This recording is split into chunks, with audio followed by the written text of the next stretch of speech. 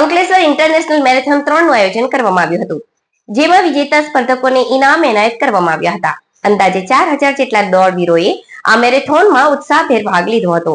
Sports complex સ્થિત Gattu school પાસે સવારે 5 વાગ્યાથી 3, 5, 10 અને 21 કિલોમીટર સુધીની મેરેથોન યોજાઈ હતી.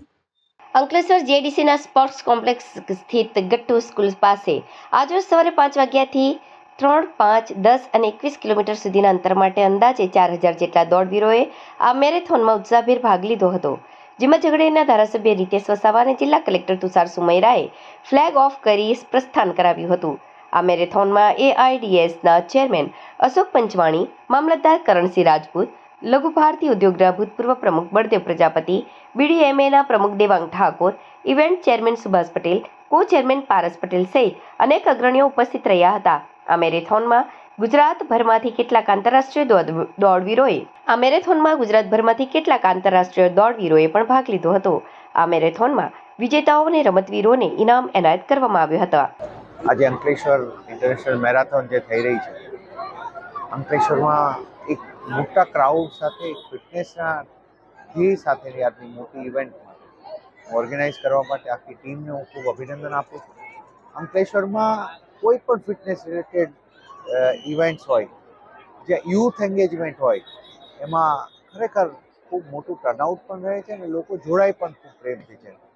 હું તમામ લોકોને પણ અભિનંદન આપું છું. ફરીથી ઓર્ગેનાઇઝર્સને ખૂબ અભિનંદન આટલું ગ્રાન્ડ सक्सेसफुल इवेंट बनावा માટે. Thank you. आज हमारा 3rd Asian paints Ankleshwar marathon 8 दिसंबर को बहुत जोर और शोर से सेलिब्रेट हो रहा है.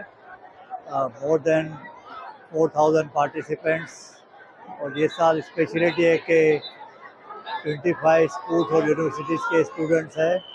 सीनियर सिटीजन्स को हमने कंसेशन दिए है और कल्ला और केशव के भी स्पेशली चिल्ड्रेन यहाँ आए हुए हैं. और एक डिस्ट्रिक्ट कलेक्टर, एमएलएस और लीडर्स ऑफ द कम्युनिटी सब प्रेजेंट है. और मैं थैंकफुल हूँ सब अपने फ्रेंड्स का, वेल विशर्स का, डोनर्स का और प्रेस एंड मीडिया का.